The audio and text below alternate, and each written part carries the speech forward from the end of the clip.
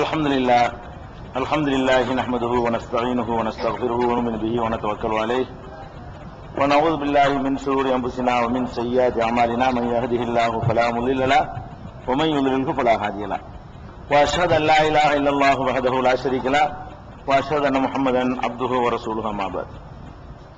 கண்ணியத்திற்குரிய எல்லாம் வல்ல அல்லாஹ் ஜல்ல ஷானஹு தஆலாவின் நல்லடியார்களே, அல்லாஹ்வுடைய பேரருளால் ஈமானுடைய கிளைகளை பற்றி அறிந்து கொள்வதற்காக இந்த தொடர் நிகழ்ச்சியை நாம் பயன்படுத்தி வருகிறோம். இதுல இறுதி நாளை நம்புவது என்பதை அதனுடைய பல்வேறு கோணங்களிலும் நாம் தெரிந்து வருகிறோம். இன்றைய தினம் நரகத்தை பற்றி உங்களுக்கு சொல்வதாக நேற்று சொல்லப்பட்டது. இதுல ஒரு முக்கியமான 2-3 செய்திகள் சொல்லப்படவில்லை என்று சகோதரர்கள் சுட்டிக்காட்டினாங்க. அது சொல்லிட்டு நரகத்துக்கு போயிருவோம். என்ன முக்கியமான நிறைய விஷயங்கள் சொல்லப்படலை, ஏன்னா குறைந்த நேரத்தில் எல்லாத்தையும் சொல்லணுங்கிறதுக்காக எல்லாம் ஷார்ட்டா போயிட்டு இருக்கணும். அதுல முக்கியமாக சொல்ல வேண்டிய விஷயம் என்னன்னு கேட்டா, ஹவுலுல் கௌசர்னு கேள்விப்பட்டிருக்கிறீங்க. அது சொல்லாம நரகத்துக்கு போயிட முடியாது. ஹவுலுல் கௌசர்னா என்ன, அப்படி ஒண்ணு இருக்குதா, அது என்ன, அது என்னத்துக்கு, அங்கதான் எல்லாம் கிடைக்கும் போது எதுக்கு ஹவுலுல் கௌசர், எதுக்கு அங்கதான் வேணுங்கிற பானங்கள்லாம் கிடைக்கும் வேற எல்லாம் சொல்றானே அப்படிங்கிற மாதிரி எல்லாம் பலருக்கு சந்தேகம் இருக்கும். ஹவுலுல் கௌசரை பொறுத்த வரைக்கும் அது இருக்குன்னு நம்ம நம்பணும். ஹவுல் என்றால் தடாகம். தடாகம்னா ஒரு ஏரி மாதிரி தடாகம்னு வச்சுக்கிறீங்களேன். அதுக்கு பேரு கௌசர். கௌசர் என்ற பெயருடைய ஒரு தடாகம். இப்படி ஒரு தடாகம் இருக்குதான்னு கேட்டா இருக்குது. நபிகள் நாயகம் ஸல்லல்லாஹு அலைஹி வஸல்லம் அவர்கள் சொல்கிறார்கள், நீங்கள் அவர்கள் மக்களுக்கு சொல்லும் பொழுது, உங்களுக்காக வேண்டி, இந்த உம்மத்துக்காக வேண்டி நான் ஹவுலிலே தடாகத்திலே உங்களுக்காக காத்துக் கொண்டிருப்பேன் என்று பெருமானார் ஸல்லல்லாஹு அலைஹி வஸல்லம் அவர்கள் சொல்லுகிறார்கள். வான ஃபரத்துக்கும் அல் ஹவுல், ஹவுலுல் கௌசருக்கு பக்கத்திலே உங்களுடைய வருகைக்காக நான் பார்த்துக் கொண்டிருப்பேன் என்று பெருமானார் ஸல்லல்லாஹு அலைஹி வஸல்லம் அவர்களும் சொல்கிறார்கள். இந்த ஹவுலுல் கௌசர்ங்கிறது என்ன என்று கேட்டால், மஹ்ஷர் மைதானத்தில் வெப்பம் நம்மளை தகிக்கும் பொழுது எந்த நிழலும் இருக்காதுன்னு நம்ம தெரிஞ்சோம். எந்த தண்ணியும் இருக்காது, நிழல் இல்லாத மாதிரியே ஒரு வெட்ட வெளி பொட்டல் அந்த மாதிரி எல்லாம் ஆக்கிடுவான். அந்த மைதானத்துல தண்ணீரே இருக்காது. விசாரணை ஒரு நாளா இருந்தாலும் நம்ம கணக்கு 50,000 வருஷம், அல்லாஹ்வுடைய கணக்குல ஒரு நாளா இருந்தாலும் 50,000 வருஷத்துக்கு நடக்கக்கூடிய அந்த விசாரணையில, அந்த வெக்கையில பயங்கரமான தாகம் அடிக்கும். அந்த தாகத்திற்காக வேண்டி முகமதுடைய உம்மத்துகளுக்கு என்று அல்லாஹ் ஜல்ல ஷானஹு தஆலா ஒரு தடாகத்தை ஏற்பாடு பண்ணி அதனுடைய பொறுப்பை ரசூல் ஸல்லல்லாஹு அலைஹி வஸல்லம் கொடுத்துட்டு, உங்க சமுதாயத்துல சரியான ஆளுக்கு வந்தாங்கன்னா அவங்களுக்கு நீங்க தண்ணீரை புகட்டிக்கிறீங்க. அந்த ஒரு நாளைக்கு உள்ளதுதான். சொர்க்கத்துக்கு போன பிறகு ஹவுலுல் கௌசர்லாம் கிடையாது, இந்த ஒரு நாள் தான் இருக்கும். இந்த ஹவுலுல் கௌசர் என்பது அந்த ஒரு நாளைக்கு, அது 50,000 வருஷத்துக்கு ஒரு நாள் நோண்டாலும் சொல்லிக்கிறலாம். அல்லாஹ்வுடைய கணக்கு பிரகாரம் ஒரு நாள், நம்ம கணக்குக்கு அது அவ்வளவு பெரிய நாள். 50,000 வருஷம் போறதுக்கு எவ்வளவு நாள் ஆகுமோ, எவ்வளவு நேரம் ஆகுமோ அவ்வளவு பெரிய நேரம் ஆகும். அவ்வளவு நேரத்திற்கு மட்டும்தான் இந்த ஹவுலுல் கௌசர் என்ற தடாகம் இருக்கும். அந்த ஒரு நாளுடைய தாகத்தை தணிப்பதற்கு மட்டும் அல்லாஹ் கொடுத்திருக்கக்கூடியது. இதை பெருமானார் ஸல்லல்லாஹு அலைஹி வஸல்லம் அவர்கள் ஹவுலுல் கௌசரை பற்றி சொல்லும் பொழுது அது சொல்கிறார்கள், அந்த ஹவுலுல் கௌசர்ல ஒரு தடவை குடித்து விட்டான் என்று சொன்னால் மறுபடி தாகமே வராது. அந்த மஹ்ஷர்ல வந்து மக்கள் குடிச்சுட்டே போவாங்க. குடிச்சிட்டு போனாங்க என்று சொன்னா அதுல தாகமே ஏற்படாது என்று பெருமானார் ஸல்லல்லாஹு அலைஹி வஸல்லம் சொல்றாங்க. எவ்வளவு வெக்கம் இருக்காங்க சரி, அதான் இப்ப தாகம் ஏற்படாத தண்ணியெல்லாம் இப்ப மனுஷன் கண்டுபிடிக்கிறான். இதெல்லாம் வச்சுதான் ஆராய்ச்சி பண்ணி கண்டுபிடிக்கிறான். என்ன கண்டுபிடிக்கிறான்?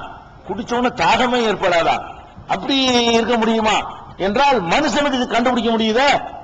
மனுஷன் கண்டுபிடிக்கிறான் இல்லைங்க. வண்டிக்கு ஊத்துறதுல சாதாரண தண்ணி ஊத்துனாங்க, இப்ப கூலன் வாட்டர் ஊத்துனான்னா அது என்ன செய்யுது, ரொம்ப நாளைக்கு வருது. வண்டியில என்ஜினுக்கு தண்ணி ஊத்துறான, சாதா தண்ணி ஊத்துனாண்டா 2 நாளைக்கு ஒருக்கா தண்ணி ஊத்திக்கிட்டே இருக்கானு.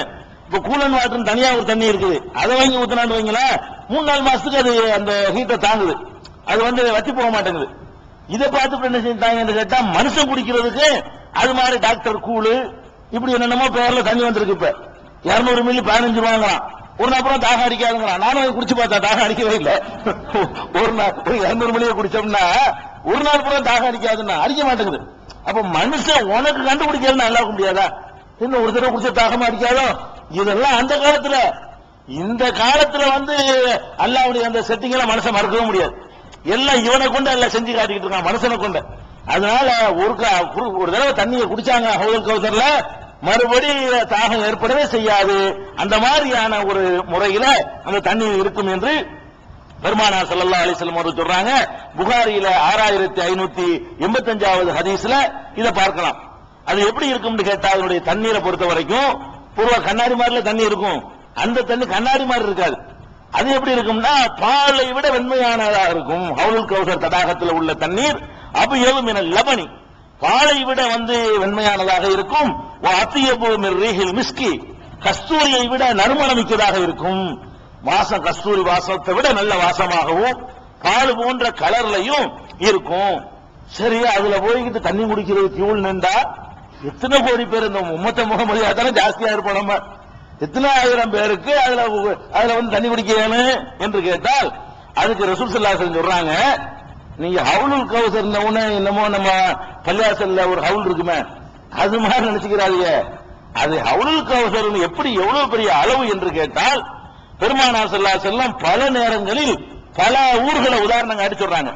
ஒரு தடவை சொல்றாங்க, ஐலாங்கிற ஊருக்கும் சனாங்கிற ஊருக்கும் இடையில எவ்வளவு இடைவெளியோ அவ்வளவு இடைவெளிக்கு இருக்கும் அந்த ஹவுலு அப்படிங்கிறாங்க. இன்னொரு தடவை சொல்றாங்க, மதீனாவுக்கும் சன்னாவுக்கும் எவ்வளவு பெரிய இடைவெளியோ, அதாவது சென்னைக்கும் மதுரைக்கும் வச்சுக்கலாம், அவ்வளவு தூரம்.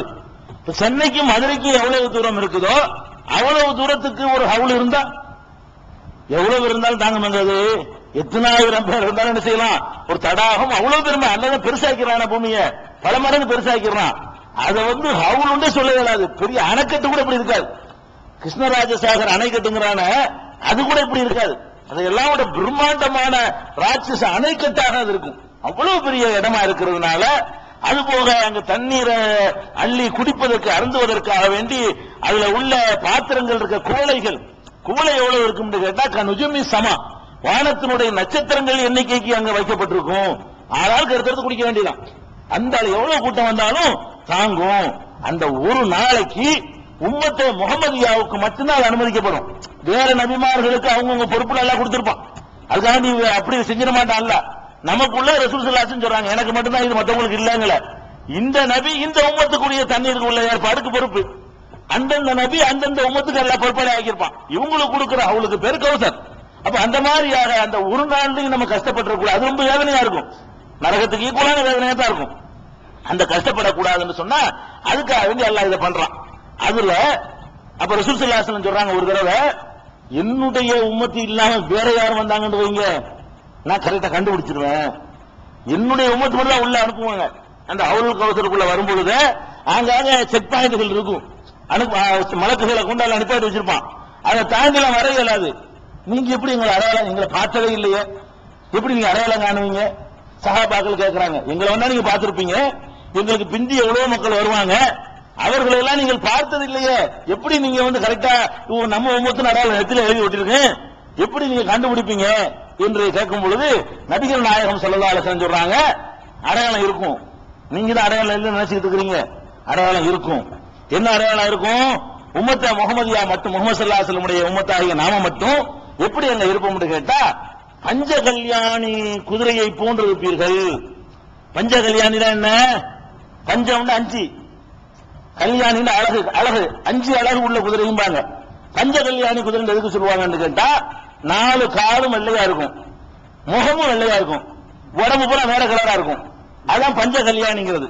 5 அழகு இருக்கு. கருப்பா இருக்கிற குதிரையில 4 கால் வெள்ளை, முகமும் வெள்ளையா இருக்குன்னு வைங்க, அது ஒரு தனி கவர்ச்சியா இருக்கும், தனி அழகா இருக்கும். அதுதான் பஞ்ச கல்யாணின்னு சொல்லுவாங்க. பெருமானார் ஸல்லல்லாஹு அலைஹி வஸல்லம் சொல்றாங்க, நீங்கள் ஒழு செய்கிற இந்த தன்மை வேற உம்மத்து கிடையாது. தொழுகையெல்லாம் இருந்தது.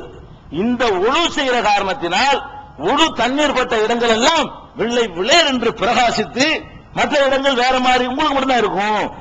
பார்த்தோன்னு என்ன செய்யும்? முகம் வெள்ளை விளையர்னு பிரகாசிக்கும். அப்படி கை பிரகாசிக்கும். பிரகாசிச்சா உள்ள, இல்லைன்னா அழைச்சி விட்டுருவோம். நீ வாங்கல்ட்ட போ, உன் தலைவர்கிட்ட நீ போ என்று இங்க எடுக்கப்படாது.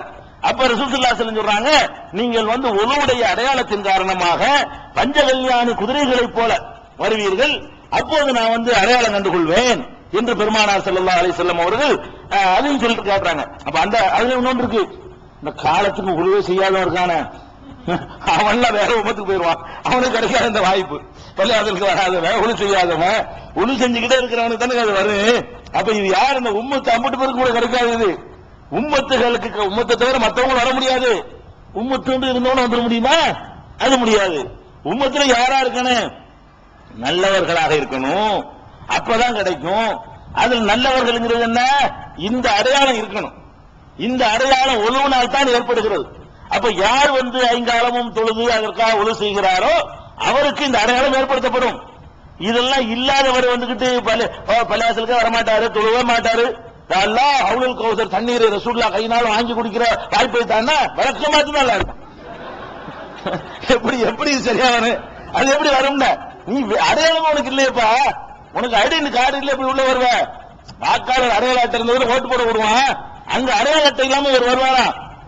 மனுஷன விட மாட்டேங்கிறான். அடையாள அட்டை இல்லைன்னா ஓட்டு போட உள்ள விட மாட்டேங்கிறான் மனுஷன். நீ 1000 சொன்னாலும், பக்கத்து வீட்டுக்காரன் சாட்சி சொன்னாலும், அங்க அதிகாரியே சொல்லட்டுமே இருக்கிறாருங்க வாக்காளர் அட்டை எங்க கேட்கணும் இல்லையா? நீ என்னதான் இருந்தாலும் இந்த ஓட்டு போடுற அதிகாரிக்கு மருமகனா இருந்தாலும் மாமாவா இருந்தாலும் அட்டை இல்லாட்டி விட மாட்டான். அட்டையை கொண்டாந்து கேட்பான். இப்ப மனுஷனே உழவதா இருக்கும்போது அல்லாஹ் உடம்புலயே நிரந்தரமா ஒரு அட்டையை வச்சிருக்கிறான். நீ அந்த அடையாளம் இல்லாம வந்துகிட்டு நடக்குமா? இதெல்லாம் சில பேர் நினைச்சிட்டு இருக்கிறாங்க. நம்ம பொழுது சரியா வந்துரு, வணக்க வழிபாடுகள்லாம் செய்ய வேண்டியது இல்ல, அப்படியே ரசூலுல்லாஹினால தண்ணி அள்ளியில தருவாங்க. அதெல்லாம் நடக்காது, ஒரு கால் நடக்காது. அப்ப இந்த தண்ணி இந்த மகஷர்ல தாகம் அடிக்காமல் இருக்க நீங்கள் ஆசைப்பட்டால் ஐங்கால தொழுகைகளை பேணி நடந்தால் மாத்திர முடியும். இல்லைன்னா இது இல்ல. தாகத்தில் 50,000 வருஷத்துக்கு சாக வேண்டியதான். 50,000 வருஷத்தினுடைய தாகத்தை சமாளிச்சாக முடியவே முடியாது. அதையும் ஞாபகத்தில் வச்சுக்கணும். அது மாத்திரம் இல்லாம அடையாளம்லாம் இருக்கும்.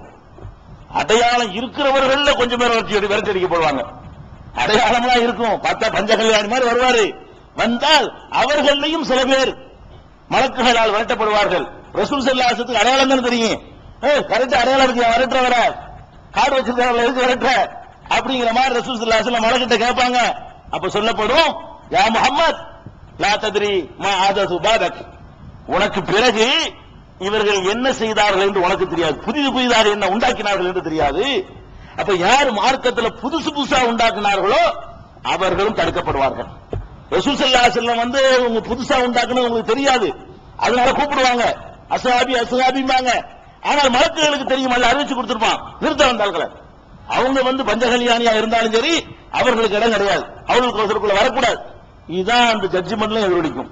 அப்ப யாரெல்லாம் பிதஅத் செய்கிறார்களோ, பெருமானார் ஸல்லல்லாஹு அலைஹி வஸல்லம் காலத்தில் இல்லாத வணக்க வழிபாடுகளை யார் உண்டாக்கி வைத்திருக்கிறார்களோ செய்கிறார்களோ அவர்களுக்கு ஹவுதுல் கௌசரில் இடமில்லை. 3 ஓதுறான். ரசூலுல்லாஹ் செஞ்சாங்களா? இல்ல, புதுசா உண்டானது, தடுக்கப்படுவார்கள். கத்தம், பாத்தியா, தாயத்து, தட்டு, தகடு ரசூலுல்லாஹ் செஞ்சாங்களா? இதெல்லாம் வியாபாரத்துக்காக பின்னாடி உள்ளவர்கள் செஞ்சது. இவர்கள் அங்க வந்தால் தடுக்கப்படுவார்கள். உண்டாக்குனவர்கள் தடுக்கப்படுவார்கள், அதை நம்பியவர்களும் தடுக்கப்படுவார்கள்.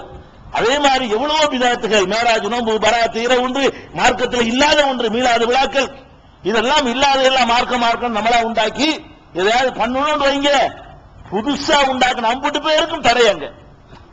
அல்லாஹ் சொன்னதை செய்யணும், அல்லாஹ்வுடைய ரசூல் சொன்னதை செய்யணும். அது இல்லாம அசரத்து சொன்னாரு, ஊர்ல சொன்னாங்க, அவங்க சொன்னாங்கன்னு செஞ்சா முடிச்சு. அவர்களும் தடுக்கப்படுவார்கள். தொழுகை இல்லாதவர்களும் தடுக்கப்படுவார்கள், விதஅத்துகள் செய்தவர்களும் தடுக்கப்படுவார்கள். அந்த மாதிரியான ஒரு ஹவுலுல் கௌசர் தடாகம் இருக்கிறது. இது அல்லாஹ் சூரத்துல் கௌசர் என்றே ஒரு சூறாவுல, இன்னா ஆத்தைனாக்கல் கௌசர், உமக்கு கௌசரை நாம் தந்திருக்கிறோம்.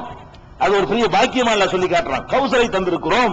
ஃபஸல்லி ரப்பிக வன்ஹர், எனவே உமது இறைவனை தொழுது அவனுக்கு அடுத்து பலியிடுகிறார் என்று அல்லாஹ் அதை ஒரு பாக்கியமா சொல்லி காட்டுறான். இந்த ஹவுலுல் கௌசரை பற்றிய ஹதீஸ்களை நீங்கள் தெரிந்து கொள்ள விரும்பினால் 4042 பார்க்கலாம். சொன்ன 50 விஷயத்துக்கு சேர்த்து 4000 தடுக்கப்படுறது, அந்த பஞ்சகல்யாணி எல்லாத்துக்கும் சேர்த்து பார்த்துக்கிறேங்க. 4042, 6585, 6579, 6580, 364, 6592 ஆகிய புகாரில ஆகிய ஹதீசுகளில் இந்த விவரங்களை நீங்கள் பார்த்துக் கொள்ளலாம். இது சொர்க்கத்தை மனுஷரை பற்றி நேற்று சொல்லுவதற்கு விடுபட்டு விட்ட ஒரு முக்கியமான விஷயம். அடுத்தது சின்ன குழந்தைகள் உங்களுக்கு எல்லாம் சொல்லி தந்திருப்பாங்க. என்ன சொல்லியிருப்பாங்கன்னா, அங்க மகசர் மைதானத்துல லிவாவுல் ஹம்துன்னு ஒரு கொடி இருக்கும், அதை ரசூலுல்லாஹ் பிடிச்சிருப்பாங்க. அந்த கொடியில பெரிய நிழல் இருக்கும். அதுல நாங்கெல்லாம் சின்ன பிள்ளைகளை எல்லாம் என்ன செய்வோம், துவா செய்வோம். எப்படி செய்வோம்? யா அல்லாஹ் லிவாவுல் ஹம்து கொடி நிலையில் எங்களை எல்லாம் தங்க வைப்பாயாக அப்படி எல்லாம் வந்து கேட்க சொல்லுவாங்க. விளங்களா? அது பாட்டுனா ஃபீ ஹுப்பி சய்யிதினா முஹம்மது ஒரு பாட்டு எழுதி அதுல இந்த மாதிரியான லிவாவுல் ஹம்து எல்லாமே வரும். இதெல்லாம் உட்கார்ந்து நிச்சயம் அந்த காலத்துல நாங்கெல்லாம் படிச்சிருக்கிறோம். லிவாவுல் ஹம்துன்னு ஒண்ணு இருக்குது. லிவாவுல் ஹம்து, லிவாவுன்னா கொடி, ஹம்துனா புகழ், புகழ் கொடி. இப்படி இருக்குதான்னு பார்த்தோம்னா நான் ஏற்கனவே உங்களுக்கு 2 நாளைக்கு முன்னாடி சொல்லியிருக்கிறேன் ஒரு ஹதீஸ், சஹீஹுல் புகாரில உள்ளது, முஸ்லிம்ல உள்ளது. அரசுடைய நிழலை தவிர வேறு எந்த நிழலும் அங்க இருக்காது. லிவாவுல் ஹம்து நிழல்லாம் இருக்காது. அங்க இருக்கிற ஒரே நிழல் எது?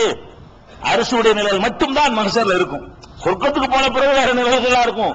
விசாரிக்கிற மைதானத்துல வெட்ட வழியில் என்ன இருக்காது? அரசு நிழலை தவிர வேற எந்த நிழலும் இருக்காது என்று பெருமானார் ஸல்லல்லாஹு அலைஹி வஸல்லம் சொன்னது ஆதாரப்பூர்வமான செய்தி. இதுக்கு எதிராக ஒரு சில பலவீனமான ஹதீசுகள்ல, திர்மதியில, இப்னு மாஜாவுல, அஹ்மதுல இடம்பெற்றிருக்கக்கூடிய சில ஹதீசுகள்ல என் கையில் லிவாவுல் ஹம்து இருக்கும், புகழ் கொடி இருக்கும், ஹம்துனா புகழ், லிவாண்டா கொடி என்று சொல்லப்பட்டிருக்கிறது. ஆனால் இதுல வந்து அலி இப்னு ஸைத் என்ற பலவீனமான ஒருத்தர் அறிவிக்கிறார். இரண்டாவது ஆதாரப்பூர்வமான ஹதீசுகளுக்கு மாற்றமா இருக்கு. வேற நிலை இருக்காதுன்னு சொல்லி ஆதாரப்பூர்வமான ஹதீஸ் இருக்க, அதுக்கு மாற்றமா இருக்குது. அந்த ஹதீஸ்ல கூட புகழ் கொடி என் கையில் இருக்கும்னு சொன்னாங்களே தவிர அதுல பிரம்மாண்டமா நிலை இருக்கும்னு சொல்லல. அந்த பலவீனமான ஹதீஸ்ல கூட இவர்கள் சொல்வதற்கான பாயிண்ட் ஒண்ணுமே இல்ல. இதை நீங்க விளங்கிக்கணும். லிவாவுல் ஹம்துன்னா ஒரு கொடியெல்லாம் கிடையாது. என்ன இருக்குது? ஒன்னே ஒண்ணு இருக்குது. பெருமானார் ஸல்லல்லாஹு அலைஹி வஸல்லம் அவர்களுக்கு வந்து இதை சொன்ன உடனே சில பேர் நபிமார்களுக்கு பாரபட்சம் காட்டக்கூடாது, அது இந்த ரசூலுல்லாஹ்வுக்கு மட்டும் கூடுதலான முக்கியத்துவம், அது குர்ஆனுக்கு மாத்தமா இருக்குது என்றெல்லாம் சில பேர் அறிவினர்கள் வந்து பேசுவாங்க. இதெல்லாம் குர்ஆனுக்கு மாத்தம் கிடையாது. ஏன் கிடையாதுன்னு கேட்டா, அல்லாஹ் ரப்பல் ஆலமீன் மறுமையில எழுப்புறத சொல்லும் பொழுது அஸா அன் யபஅஸக ரப்புக மகாமம் மஹ்மூதா, உம்மை மஹமூதான புகழத்தக்க ஒரு அந்தஸ்தில் உன்னை எழுப்புவான், அல்லாஹ் எழுப்புவான். வேற யாருக்கு சொல்லல. அந்த எழுப்பும் போது அன்றைக்கு தனி கிரேடு உனக்கு தருவேன் அல்லாஹ் தான் சொல்றான் குர்ஆன்ல. அஸா ரப்புக அன் யபஅஸக மகாம மஹ்மூதா, மகாமே மஹ்மூதுல புகழப்பட்ட ஒரு அந்தஸ்தில உன்னை நான் எழுப்புவேன், உமது இறைவன் எழுப்புவான் என்று குர்ஆன்ல அல்லாஹ் சொல்றான். அதுக்கு தான் விளக்கம் அந்த ஹவுதுலாம். அது என்ன ஹவுதுல் கௌசர், அது என்ன இவருக்கு என்ன சிபாரிசு பண்றது என்றெல்லாம் யாரும் கேட்க இயலாது. ஏன் இயலாது? குர்ஆனே எப்படி சொல்லுது. நாம கூட துஆ செய்யும்போது என்ன சொல்றோம்? பாங்க துஆவுல அல்லாஹும்ம இறைவா ரப்ப ஹாதிஹி தாவத்தி தாம்மா, பரிபூர்ணமான இந்த பிரார்த்தனையுடைய சொந்தக்காரன, வஸலாத்துல் காயிமா, நிலையான தொழுகைக்கு உரிமையாளன, ஆத்தி முஹம்மதில் வசீலா, முஹம்மது ஸல்லல்லாஹு அலைஹி வஸல்லம் அவர்களுக்கு வசீலா என்ற பதவியை கொடு, மகன் மேல கிடைக்கிறது வசீலா சொல்லிட்டு ஒபு அசுஹு மகாமன் மஹ்மூதன் அல்லதி வஅத்தஹு, நீ வாக்களித்தாயே அந்த மகாமே மஹ்மூதுல அவரை எழுப்பு. நம்ம கேட்கிறோம், நம்மளும் கேட்கிறோம். என்னத்து கேட்கிறோம்? நீ வாக்களித்திருக்கிறாய், உம்மை புகழத்தக்க ஒரு அந்தஸ்திலே எழுப்புவோம் என்று சொல்லி இருக்கிறாயே, அந்த வாக்குப்படி எங்கள் முஹம்மது ஸல்லல்லாஹு அலைஹி வஸல்லத்தை மகாம மஹ்மூதுல அல்லாஹ் எழுப்பு. மகாம மஹ்மூதுனா புகழத்தக்க ஒரு அந்தஸ்து, மகாம்னா அந்தஸ்து, மரியாதை, மஹ்மூதுனா புகழத்தக்க, மற்றவங்களுக்கு எல்லாம் கிடைக்காத ஒரு சிறப்பு தகுதியோட எழுப்பு அல்லாஹ் நீ தான் சொல்லி இருக்கிற. அதனால கேட்கிறோம். யாரையும் எழுப்ப மாட்டேன்னு சொன்னா கேட்க போறது இல்லை. நம்ம இவருக்கு மட்டும் கூட கொடுக்க கேட்க முடியாது. நீனே சொல்லிட்டதுனால அதை கொடுத்துட்டு நம்ம கேட்கிறோம். அதனால பெருமானார் ஸல்லல்லாஹு அலைஹி வஸல்லம் அவர்கள் அந்த மஹ்ஷர்ல சிறப்பு தகுதி பெறுவார்கள் என்பது குர்ஆனுக்கு மாற்றம் கிடையாது. நபிமார்களுக்கு மத்தியில் உள்ள பாரபட்சம் கிடையாது. அல்லாஹ் எந்த சிறப்பை கொடுத்திருக்கிறானோ அதை ஒத்துக்கொள்வது வந்து நபிமார்களுக்கு பாரபட்சம் கிடையாது. அல்லாஹ் கொடுக்காத ஒன்றை நம்ம சொல்வதுதான் பாரபட்சம். அதனால அல்லாஹ்வே முஹம்மது ஸல்லல்லாஹு அலைஹி வஸல்லம் அவர்களுக்கு அந்த சிறப்பு தகுதி இருக்குன்னு சொல்லி காட்டுறான். அதனால அது ஒரு விஷயம் இல்ல. லிவாவுல் ஹம்து கிடையாது, ஹவுலுல் கௌசர் இருக்குங்கிறத விளங்கிக் கொள்ள வேண்டும். இப்ப நரகத்துக்கு செல்வோம். நரகத்தை பொறுத்த வரைக்கும் இந்த விசாரணை எல்லாம் முடிந்த பிறகு, அந்த மஹ்ஷருடைய பிரச்சனை, இந்த கடினம் எல்லாம் முடிந்த பிறகு நரகத்துக்கு போறாங்க, மக்களை கொண்டு செல்லப்படுது. இந்த நரகத்துக்கு போறதை எங்க இருந்து ஆரம்பிப்போம்னு கேட்டா, இந்த மக்கள் தொகையில எவ்வளவு சதவீதம் பேர் வந்து நரகத்துக்கு போவாங்க, மக்கள் தொகையில எவ்வளவு பேர் நரகத்துக்கு போவாங்க அப்படின்னா எவ்வளவு பேர் இருக்கும் நீங்க நினைக்கிறீங்க? சொல்லுங்க. ஒரு எத்தனை பெர்சென்ட் இருக்கும்? 70%. 70% நரகத்துக்கு போவாங்கன்னு சொல்லிட்டாரு. சரி, நபிகள் நாயகம் ஸல்லல்லாஹு அலைஹி வஸல்லம் என்ன சொல்றாங்கன்னு கேட்டா, மஹ்ஷர் விசாரணை முடிஞ்ச உடனே நம்ம வாப்பாவை எல்லாம் கூப்பிடுவோம். பாப்பா ஆதம் அலைஹிஸ்ஸலாம், அவர்கள் அப்படி பேருக்கு வாப்பா, பாப்பா அத்தாவை கூப்பிட்டு இங்க வாங்க, நரகத்துக்கு போற ஆளையெல்லாம் கூட்டிட்டு போங்க. ஆதம் அலைஹிஸ்ஸலாத்துல தான் முதல்ல நினைச்சுமா அல்ல பிரிச்சு கூட்டிட்டு போங்க, உங்க பிள்ளைகள் தானே, நரகத்துக்கு கூட்டிட்டு போய் பரக்கத்தை விட்டுட்டு வாங்க அப்படின்னு நல்லா சொல்லுவான். நரகத்துக்கு போற ஆள் கிடையலாம். அது அவர் கேட்பாரு, நரகத்துக்கு போற ஆள்கிட்ட எவ்வளவு பேரை கூட்டிட்டு போவார், என்ன கணக்கு எனக்கு என்ன தெரியும் பாரு அவரு. அப்ப அல்லாஹ் சொல்லுவான், அதாவது ஒவ்வொரு 1000 பேர்ல 999 பேர் கூட்டிட்டு போங்க. ஒரு பெர்சன்ட் கூட இல்ல, ஒரு பெர்சன்ட் கூட இல்ல. நரகத்திற்கு போற சஹீஹுல் புகாரில வரக்கூடிய ஆதாரபூர்வமான ஹதீஸ். அது எவ்வளவு பேர் நரகத்துக்கு கூட்டிட்டு போவோம்னு கேட்டா, ஒவ்வொரு 1000 பேர்ல 999 பேர் கூட்டிட்டு போயிருக்கு. அவ்வளவு பேர் இருக்காங்க இந்த சபையில. இந்த விசாரணையில 1000க்கு 1 தான் தேரும். எவ்வளவு தேரும்? 1000க்கு 1 தான் தேரும். நரகத்துக்கு சொர்க்கத்துக்கு போறது, சொர்க்கத்துக்கு போறதுன்னு தேர்றது எத்தனை? 1000ல் 1 சொர்க்கத்துக்கு போயிடும். ஒவ்வொரு 1000 பேரில் 999 பேரை கூட்டிட்டு போன உடனே சஹாபாக்களுக்கு அதிர்ச்சி. 1000ல் 999 நாங்கள் எங்கள யார் தேர்வா? எங்கள யாரும் தேர்வா? இந்த மாதிரி இருந்தா சஹாபாக்கள் கேட்கிறாங்க. இது மக்களுக்கு எல்லாம் முகம்ல அப்படி அதிர்ச்சி ஆயிடுச்சு. இவ்வளவு கம்மியான தொகையா இருந்தா ஒருத்தன் தர மாட்டோமே, நம்ம தான் அல்லாஹ்வை நம்பி இருக்கிறோம், ரசூலை நம்பி இருக்கிறோம். இப்படி இருக்கும்போது 1000ல் 1 ரொம்ப ரொம்ப குறைஞ்ச எண்ணிக்கையா இருக்குதுன்னு சொல்லும் பொழுது பெருமானார் ஸல்லல்லாஹு அலைஹி வஸல்லம் அவங்க சொல்றாங்க, நீங்க இப்படி நினைக்காதீங்க. சொர்க்கத்துக்கு போற ஆட்கள் இருக்குல்ல, அதுல மொத்தம் ஒரு 10,000 பேர் போனாங்கன்னு சொன்னா உதாரணத்துக்கு, அதுல கால்வாசியா நீங்கள் இருப்பீர்கள் அப்படிங்கிறாங்க. இருக்கிற நீங்க உங்களை பொறுத்த வரைக்கும் எவ்வளவு பேர் இருப்பீங்க? உம்மத்த முஹம்மதியா பொறுத்த வரைக்கும் ருபு அஹ்லுல் ஜன்னா. முதல்ல ரசூல் ஸல்லல்லாஹு அலைஹி வஸல்லம் வேற ஒரு நம்பர் வச்சுக்கிட்டாங்க. முதல்ல ஒரு சந்தோஷமான செய்தியை சொல்லும் பொழுது இப்படித்தான் சொல்லணும். சந்தோஷமான செய்தி சொல்லணும். 1 கோடி ரூபாய் ஒருத்தனுக்கு பரிசு வந்துருக்கணுங்களா, 1 கோடி ரூபாய் அது செத்து போயிடுவான். சொன்ன உடனே ஒரு 10 லட்சம் வந்தா என்ன செய்வேன்? உனக்கு விழுந்திருக்கு. கொஞ்ச நாள் சென்று 25 விழுந்துருச்சுப்பா, ஒரு 50 விழுந்துருச்சுப்பா, 1 கோடி தான் செய்யும். அவன் அந்த இதையும் தாங்குறதுக்கு பக்குவப்பட்டுக்கணும். அந்த அதிர்ச்சியை தாங்குவதற்கு கொஞ்சம் கொஞ்சமா பக்குவப்பட்டுக்கணும். இது மகிழ்ச்சியான செய்தியை சொல்லும் பொழுது ரசூல் ஸல்லல்லாஹு அலைஹி வஸல்லம் சொல்றாங்க, அந்த மொத்த சொர்க்கத்துக்கு போறாங்கல்லப்பா, அதுல ஒரு காவாசி நீங்க இருந்தா போதும்ல அப்படின்னு கேட்கிறாங்க. அப்புறம் கொஞ்ச நேரம் கப்பர் அல்லாஹ் அக்பர்ங்கறாங்க சஹாபாக்கெல்லாம். ஏன்னா 1000ல் 1ங்கிறதுல இப்ப காவாசியை பத்தில, அதாவது 1000ல் 1ங்கிற கணக்குல மாத்தம் இல்ல.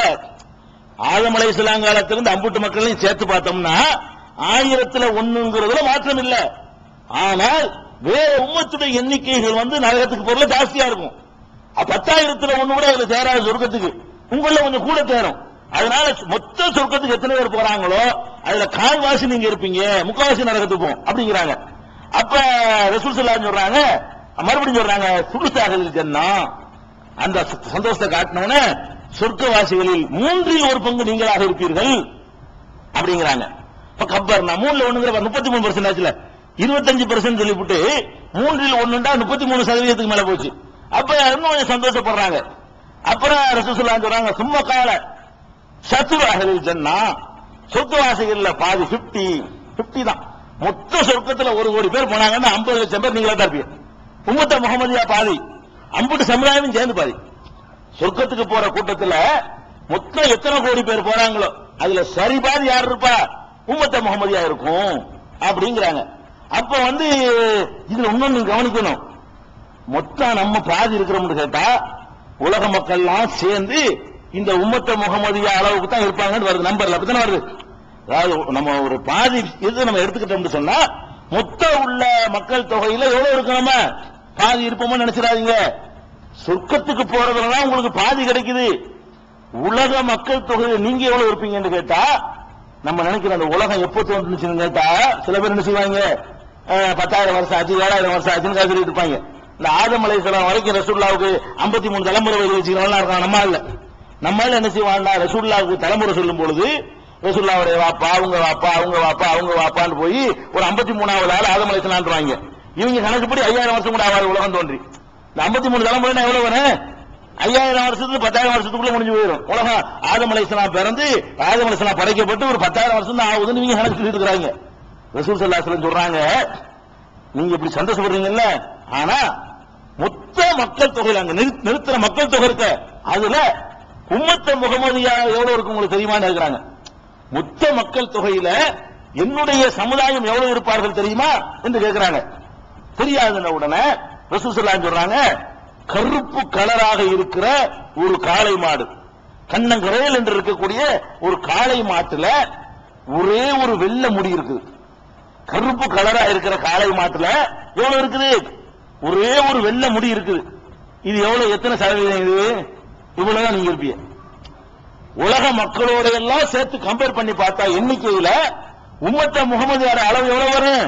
கருப்பு காளை மாட்டில் இருக்கிற வெள்ளை முடியை போல கருப்பு காளை மாட்டில் எல்லாம் கருப்பா இருக்க முடி, ஒண்ணே ஒண்ணு வெள்ளையா இருக்கும். அந்த சதவீதத்துல நீங்க இருப்பீங்கிறாங்க ரசூலுல்லாஹி ஸல்லல்லாஹு அலைஹி வஸல்லம். அப்ப இந்த உலகம் கண்டிப்பா 10,000 வருஷத்துக்கு தோன்றியது அப்படி இருக்காது. இப்ப நம்ம 600 கோடி இருக்கிறோமே, இந்த கோடி கூட 10,000 வருஷத்துக்கு வராது. அப்ப 50 லட்சம் வருஷம் 1 கோடி வருஷம் ஆகும் கணக்கு சொல்றாங்க கூட, அதுக்கு ஒட்டி வருது. 50 லட்சம் வருஷமா மக்கள் தொகை இருந்துகிட்டே இருந்தாதான் நீங்க கருப்பு காளை மாட்டில் வெல்ல முடியும். 10,000 வருஷம் தான் ஆகுன்னு வைங்க, நீங்க பாதி அவன் பாதி இருப்பீங்க. 10,000 வருஷமா எவ்வளவு ஜனத்தொகை பெருகி இருக்குதோ அது அந்த 10 வருஷத்துக்கு நம்ம பெருகி இருக்கிறோம். 10,000 வருஷமா இருக்கிற ஜனத்தொகையை கூட்டினீங்கன்னா எவ்வளவு வருமோ அது இந்த 10 வருஷத்துக்கு நம்ம வந்து பெருகி இருக்கிறோம். 600 கோடி எங்கேயோ போயிடுச்சு. எத்தனை மடங்கு, பல மடங்கா பெருகிக்கிட்டே போயிரு காட்சியை பார்க்கிறோம். ஒரு 50 வருஷத்துக்கு முன்னாடி 30 கோடி பேர் தான் இருந்தோம். 50 வருஷத்துக்கு முன்னாடி இந்தியாவில் இருந்தது 30 கோடி பேர். 50 வருஷத்துல எவ்வளவு ஆச்சு? எத்தனை % ஆச்சு? 70 கோடி அதிகமா இருக்கு. 30 கோடி வந்து இருக்கு, 70 கோடி அதிகமா, 3 மடங்கு அதிகமாகி போச்சு. அப்ப அந்த மாதிரி பெருகி இருக்கிறோம். இப்ப சமீப காலமாக ரசூல் ஸல்லல்லாஹு அலைஹி சொல்றாங்க, மொத்த மக்கள் தொகை எடுத்து பாத்தீங்கன்னா 10,000 கோடி பேரை படைச்சிருப்பான். அல்ல 10 லட்சம் கோடி பேர் படைச்சிருப்பான். அதுல நீங்க ஒரு 2,000 கோடி 3,000 கோடி 10,000 கோடி இருப்பீங்க. இது ரொம்ப கம்மி. ஆனா சொர்க்கத்துக்கு போற கணக்கு எடுத்துக்கிட்டீங்கன்னு சொன்னா நீங்க வந்து 50 இருப்பீங்க. மொத்தமா சொர்க்கத்துல கிடக்கக்கூடிய மற்ற சமுதாயத்துல எல்லாம் ஜாஸ்தியா ஏற்றுக்கொள்ள நபிமார்கள். இப்ப ரசூல் ஸல்லல்லாஹு அலைஹி வஸல்லம் வந்தாங்க, நூஹ் அலைஹிஸ்ஸலாம் 950 வருஷம் கத்துனாங்கல்ல, 100 பேர் கூட வரல இல்லங்க. அதாவது ஏன் அப்படி இருக்கா நீங்க கவனிச்சு பார்க்கணும். நூஹ் அலைஹிஸ்ஸலாம் பிரச்சாரம் பண்ணாங்க, 950 வருஷம் பிரச்சாரம் பண்ணி 100 பேராச்சும் வந்தாங்க. 900 வருஷத்துக்கு ஒரு ஆள் வந்தா கூட ஒரு 950 பேர் வரணும். 950 வருஷம் ஒரு வாழ்ந்திருக்காரு உலகத்துல. ஒரு வருஷத்துக்கு ஒரு ஆள் வந்திருந்தா கூட 950, அந்த நம்பர் கூட வரல. முகமது ஸல்லல்லாஹு அலைஹி வஸல்லம் வந்து 23 வருஷத்துல எத்தனை ஆயிரம் பேர்? இந்த காலத்துல விட்டுருவோம், அவங்க வாழ்ந்த காலத்திலேயே எவ்வளவு பெரிய சாம்ராஜ்யம்.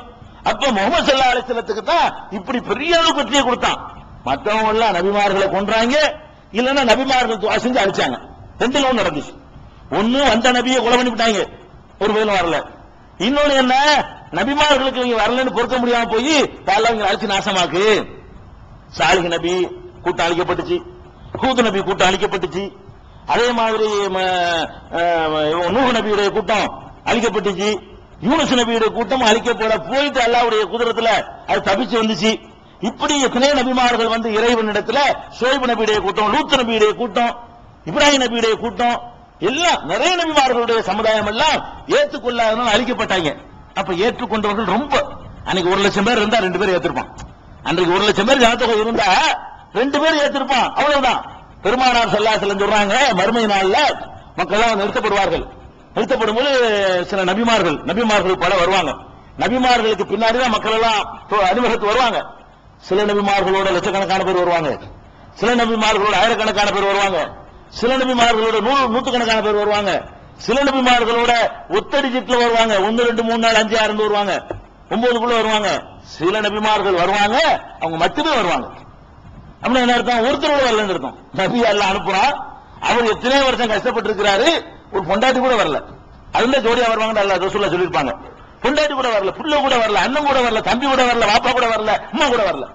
அப்ப அந்த மாதிரி நபிகள் வந்து நபிமார்கள் சில பேர் வருவாங்கன்னு சொன்னா அப்ப அவங்க கூட தானே போவாங்க நரகத்துக்கு. நம்ம அப்படி இல்லையே. ரசூல் ஸல்லல்லாஹு அலைஹி வஸல்லம் வந்தாங்க.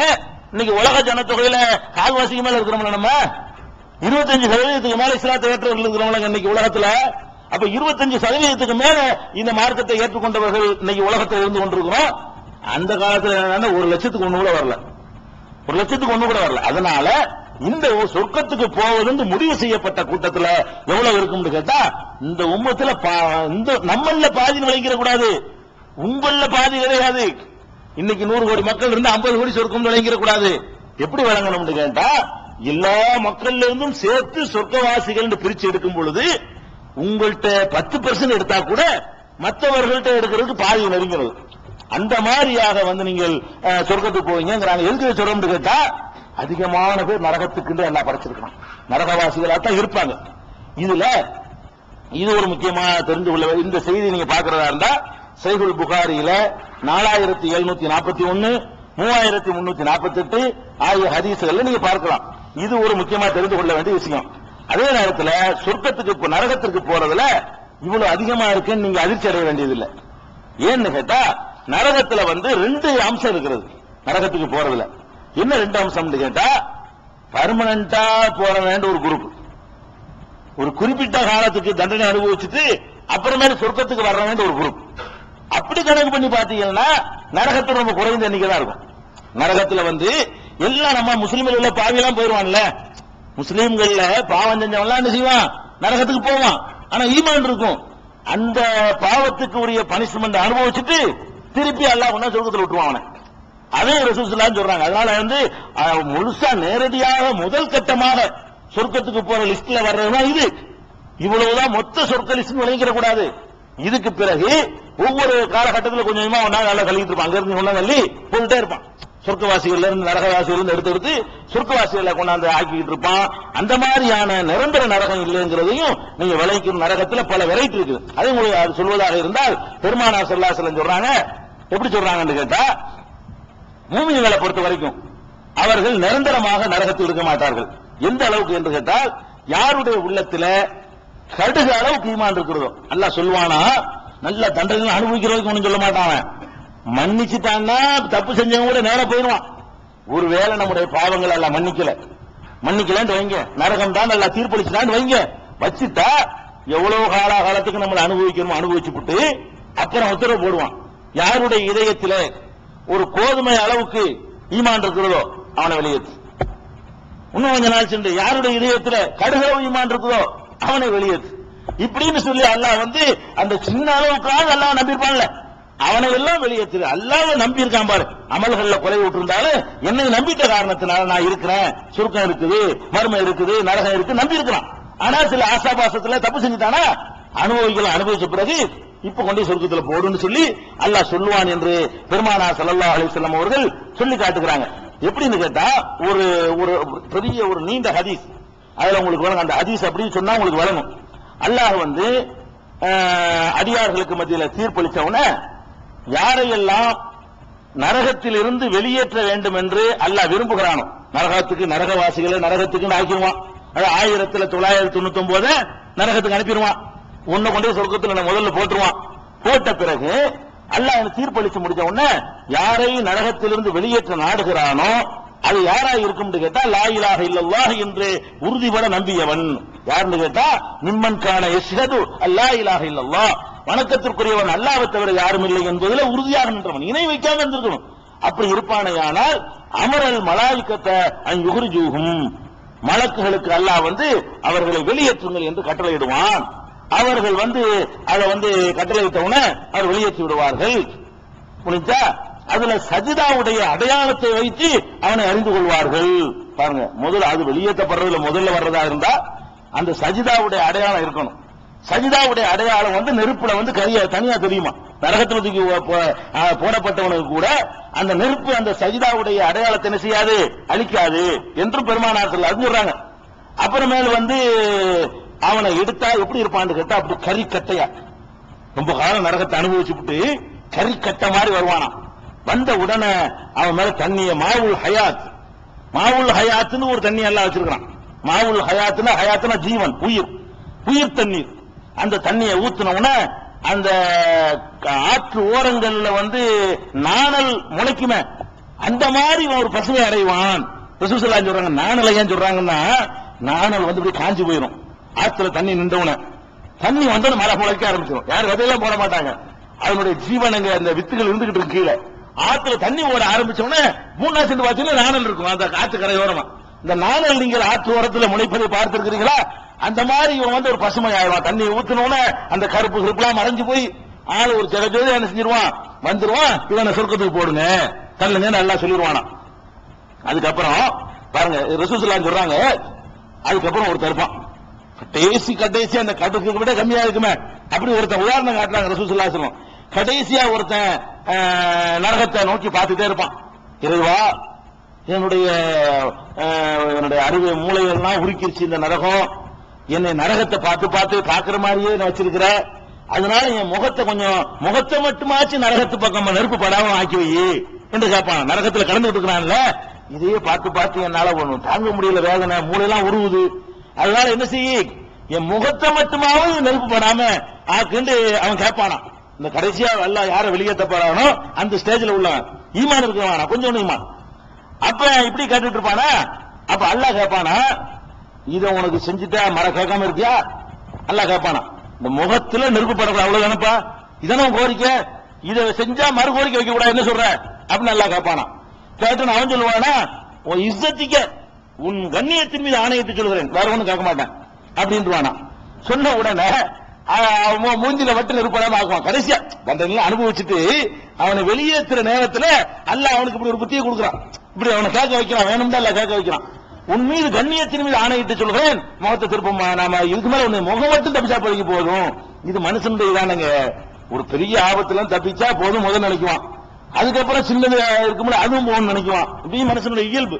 இது முடிஞ்சிருச்சா கொஞ்ச நாளைக்கு பிறகு அவன் சொல்லுவானா, யா ரப்பி கர்ரி பிடிங்களா பாபில் ஜன்னா, யாரெல்லாம் நரகத்தில் இருக்கிறவன் பக்கத்து சொர்க்கம் வாசல் இருக்குல்ல, அந்த வாசல் கிட்ட கொண்டு நிப்பாட்டிரு, நரகத்தை அனுபவிக்கிறேன், இந்த வாசல கொஞ்சம் பார்த்தா அந்த இன்பத்தை கண்ணாயாச்சும் பாப்பன்ல, கண்ணாயாச்சும் பாக்குற மாதிரி என்னை நெருக்கி வைன்னு கேட்பான. அவன் கேட்ட உடனே அப்ப அல்லாஹ் கேட்பானா, அந்த வேற எதுவும் கேட்க மாட்டேன்னு சொன்னியடா, யாவும் இல்ல உனக்கு வேற கோரி கேட்க மாட்டேன், அல்லாஹ் கேட்பான். இது மாதிரிலாம் அல்லாஹ் எவ்வளவு ரஹமான்னு பாருங்க. அது கேட்ட உடனே அப்ப மறுபடியும் என்ன செய்வான், இது அல்லாஹ் இதே நிபந்தனை, சரி சொர்க்கத்து வாசல் ஒன்று நிப்பாட்டி போடுறேன், வேற ஒண்ணு கேட்க என்ன சொல்ற, சரி ஒன்றே சொர்க்கத்தை நரகத்துல இருப்பாரு, ஆனா நரகத்தினுடைய பார்டர்ல இருப்பாரு, பார்டர்ல இருந்தா சொர்க்கத்தை பார்க்கலாம், பார்த்தா அந்த சொர்க்கத்தின் இன்பங்கள் தெரியும், அனுபவிக்க இயலாது, அதை பார்த்துக்கிட்டு மனசாலையா இது பண்ணிக்கிட்டு அப்படி கொஞ்ச நாள் இருப்பாரு. அதுக்கப்புறம் அல்லாஹ் எவ்வளவு நாளைக்கு எப்படி இருக்க நாடி இருக்கிறானோ அவ்வளவு நாளைக்கு இப்படியே இருப்பான்.